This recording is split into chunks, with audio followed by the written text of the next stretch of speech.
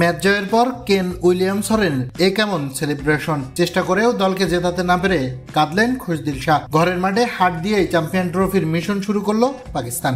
সকল বাধা বিপত্তি পেরিয়ে অবশেষে মাঠে গড়ালো চ্যাম্পিয়ন্স ট্রফির এবারের আসর, যেখানে উদ্বোধনী ম্যাচে মুখোমুখি হয়েছে পাকিস্তান আর নিউজিল্যান্ড। টসে জিতে এদিন নিউজিল্যান্ডকে আগে ব্যাটিং করার আমন্ত্রণ জানায় পাকিস্তান। এই ম্যাচে অনফিল্ড আম্পায়ারের দায়িত্বে ছিলেন বাংলাদেশি আম্পায়ার এসআই সৈকত। ব্যাটিং এ নেমে শুরু থেকেই দেখে শুনে খেলতে থাকে কিউই দুই ওপেনার উইল ইয়াং আর কনওয়ে।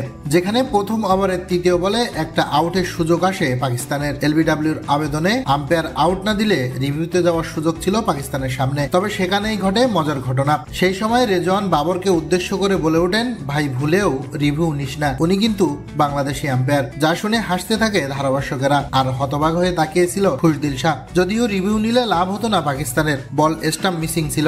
এর কিছুক্ষণ পরই আবরারের বল বুঝতে না পেরে বোল্ড হয়ে ফিরে যান কনওয়ে। আউট হওয়ার আগে করেন 10 রান। এরপর ক্রিজে এসেই কনওয়ের পথ ধরেন কেন উইলিয়ামসনও, ফিরে যান 1 রান করে।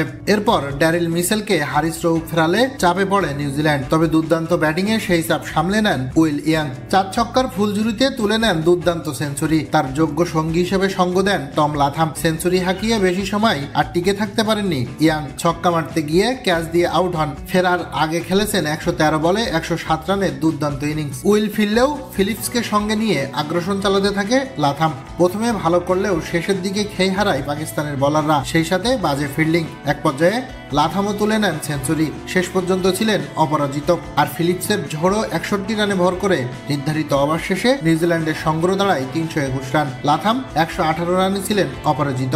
সেই জবাবে ব্যাট করতে নেমে বাজে শুরু পাকিস্তানের। দলীয় 8 রানের মাথায় 6 রান করে ফিরে যান সাদ।